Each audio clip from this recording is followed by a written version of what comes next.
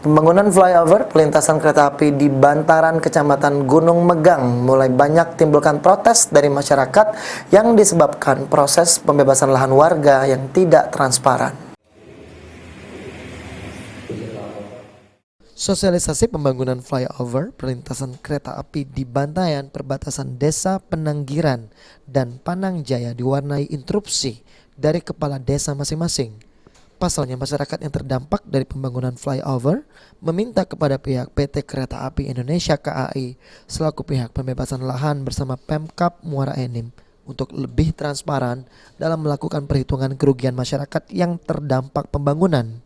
Kashim, Kepala Desa Panangjaya meminta agar PT KAI benar-benar mendata dan menghitung jumlah lahan yang digunakan dengan lahan warga yang terdampak. Apalagi dalam pembebasan lahan, tim dari PT KAI dan Pemkab Muara Enim kurang transparan. Saya datang pada dasarnya ada di Penanggiran yang alamat Panangjaya. Ada 7 orang yang di Penanggiran alamat orangnya Panangjaya. Maka itu saya datang. Sudah baik di KAI. Belum kali paling tidak kami baca cerita dengan yang itu Pak Mano. Itu ini kan proyek nasional.